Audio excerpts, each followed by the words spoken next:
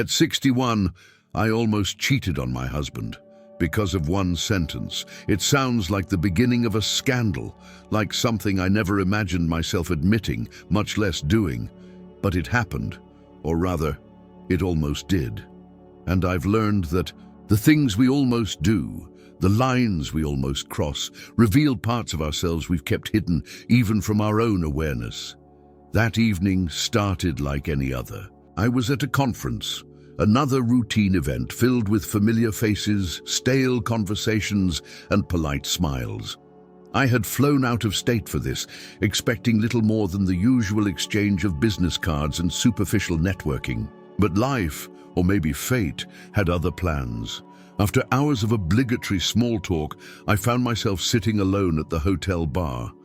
The gentle hum of distant laughter and the faint notes of jazz blended into a comfortable background noise. I wasn't looking for anything. I wasn't even thinking about my marriage or my life. I was simply tired of the same conversations, tired of being the dependable wife, the reliable mother, the experienced professional. Then, out of nowhere, a man approached me. He couldn't have been more than 40. Tall, confident, and with a presence that was impossible to ignore. Not aggressively charming, not threatening, just real. He sat beside me with an easy grace and struck up a conversation about something trivial. The wine list, the decor, something forgettable. But it wasn't what he said first that mattered. It was how he looked at me. Directly, curiously, without preconceptions. For the first time in years, I wasn't being seen as someone's wife, someone's mother, someone's co-worker. I was being seen as a woman. Psychologists say that one of the deepest human needs is to be seen, truly seen, for who we are, beneath all the roles we play. And I realized, in that moment, that I hadn't felt that way in a very long time. The conversation flowed effortlessly, like we had known each other for years. We talked about travel, art, food, all the things that used to light me up before my life became so structured, so centered around responsibilities. Then he leaned in, slightly, and said the sentence that would shake my world. "You deserve to feel alive again." It wasn't flirtatious. It wasn't manipulative. It was said with such sincerity that it landed like a stone dropped into a still pond, sending ripples through every quiet, suppressed part of me. And here's the thing. When you live decades in the same patterns, when your identity is built around being reliable, predictable, and safe, a single, simple sentence like that can feel like an earthquake. It made me realize how much of myself I had let go over the years. I loved my husband, or at least I believed I did. But in that moment, I understood that love without presence, without passion, without effort, eventually becomes just coexistence. We had stopped seeing each other a long time ago, not out of malice, but out of habit. We became efficient partners in managing life's logistics, bills, family events, home repairs. But we stopped being lovers. We stopped asking each other deep questions. We stopped exploring who we were becoming as individuals. And so, there I was, a 61-year-old woman who outwardly had everything, a stable marriage, grown children, a successful career.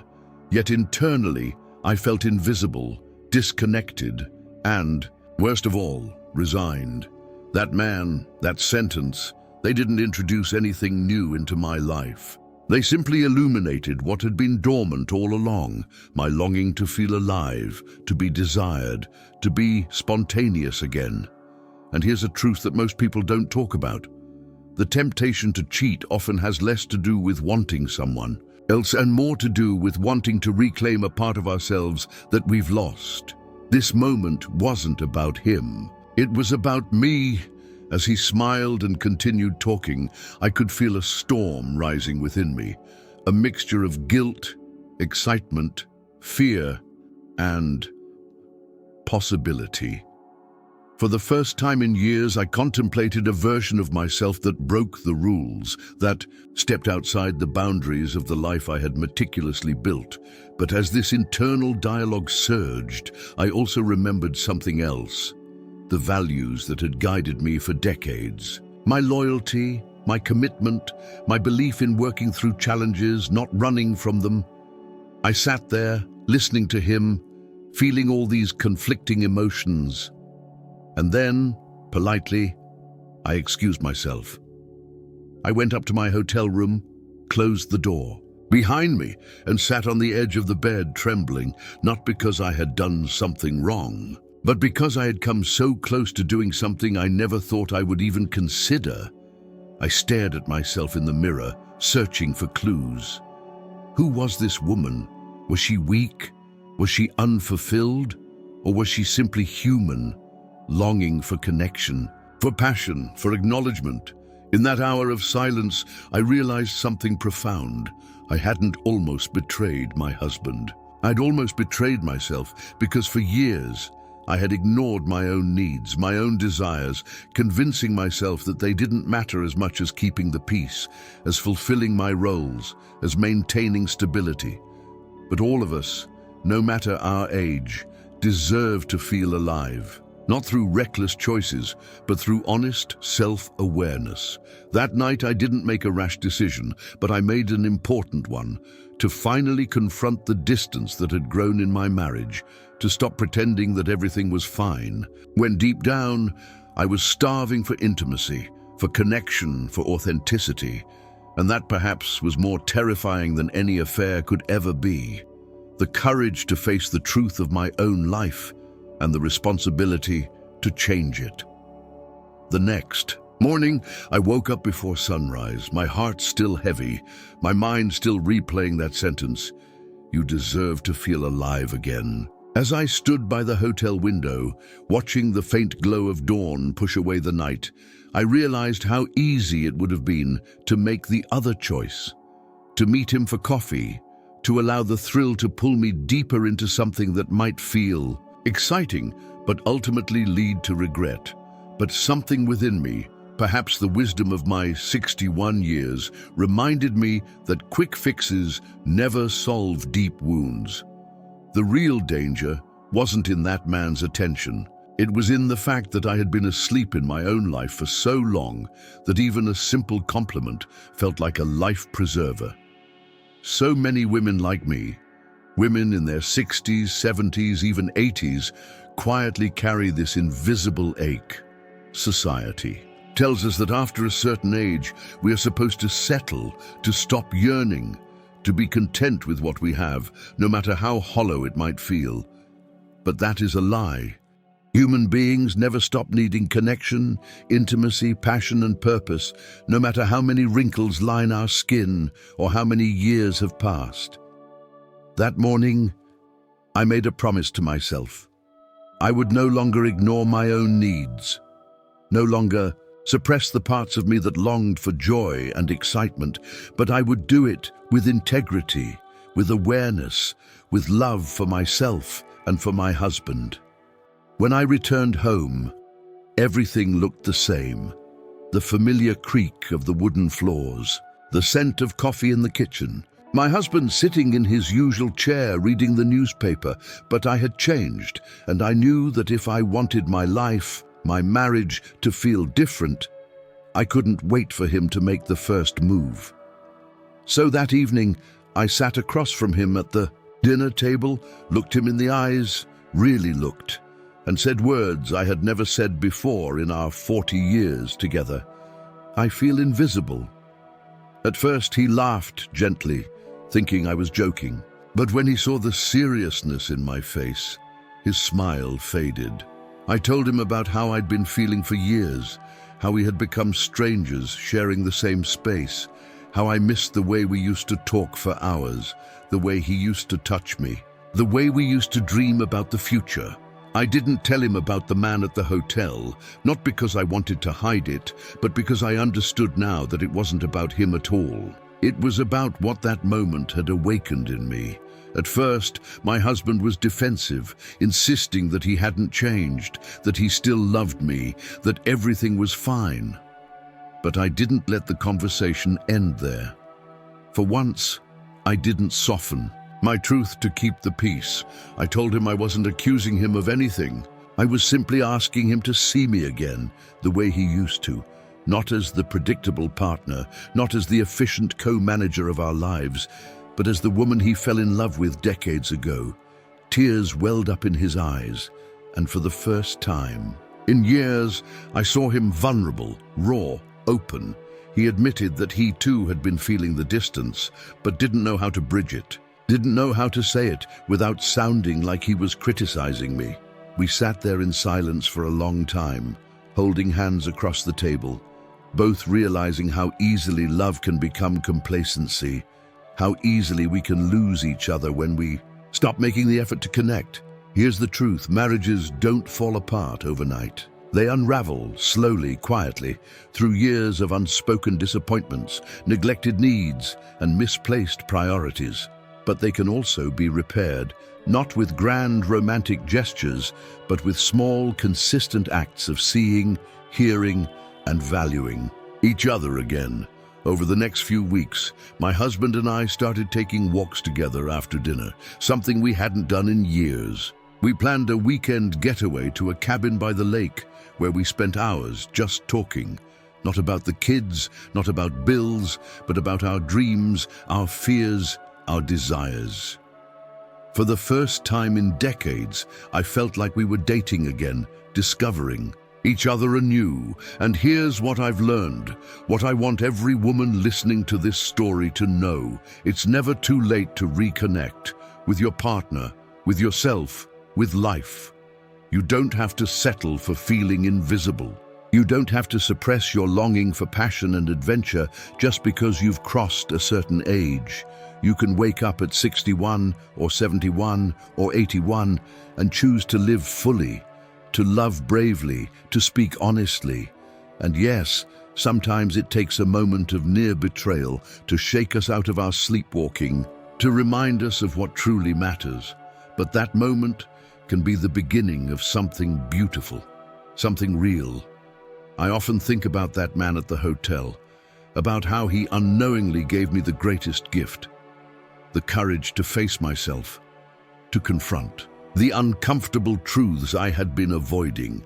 He reminded me that feeling desired is not something reserved only for the young, that aliveness is not something that automatically fades with age, but something that we must actively cultivate, protect, and prioritize. Our culture often makes women of a certain age feel irrelevant, as if their best years are behind them. But I'm here to tell you, that is a lie. Your best years are the ones you choose to live fully, regardless of your age. That night, when I almost cheated on my husband, wasn't the end of my marriage.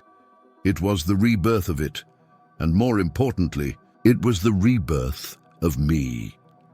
In the months that followed, my husband and I kept nurturing this new phase of our relationship, almost as if we had been given a second chance at love. But even more importantly, I kept nurturing myself. For so long, I had made my entire identity about being a wife, a mother, a caregiver.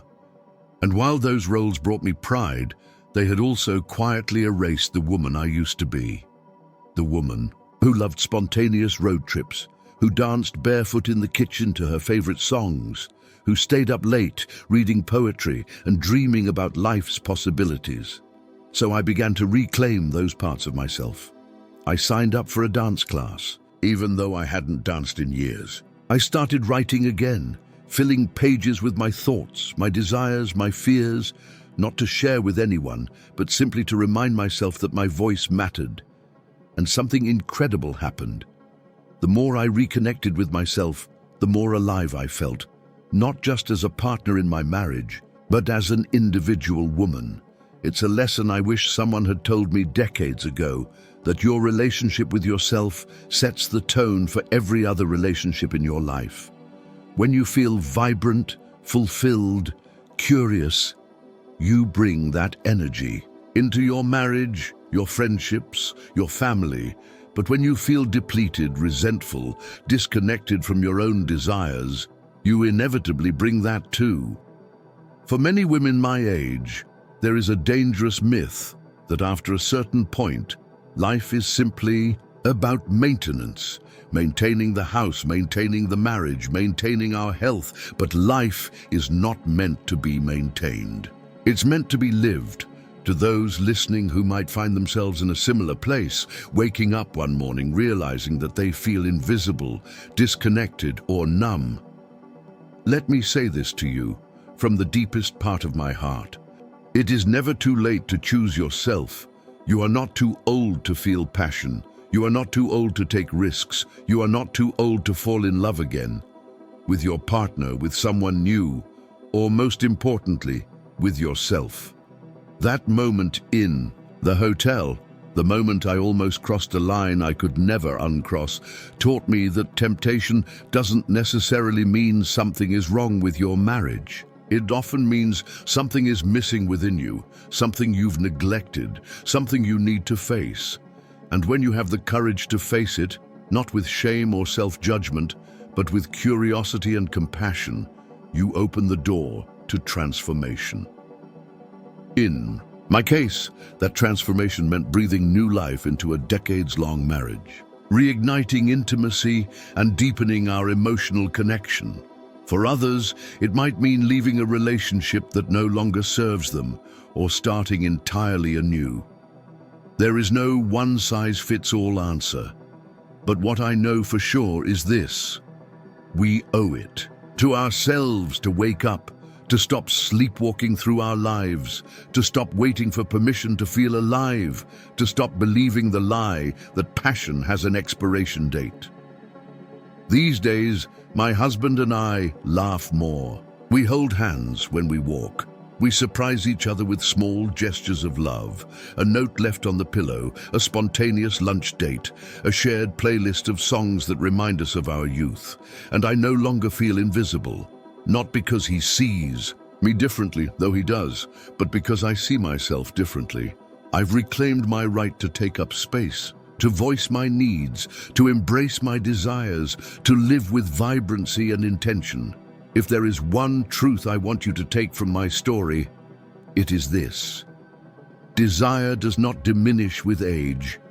It might get buried under responsibilities, dulled by routine, or numbed by years of neglect, but it is always there, waiting for you to notice, to nurture, to reignite. And sometimes it takes a shocking moment, a near mistake, to wake you up. That's okay. Growth often starts in discomfort. The important thing is what you do after that moment. Do you shrink back into fear, into self-denial, into quiet resignation? Or do you use it as fuel to create a life that feels true, meaningful, alive? I chose the latter, and my life, my marriage, my very sense of self have been forever transformed because of it. So if you're listening to this right now, feeling like you're standing at the edge of a choice, maybe not as dramatic as mine, or maybe even more so, I urge you, choose the path that leads you back to yourself, because that is where everything begins.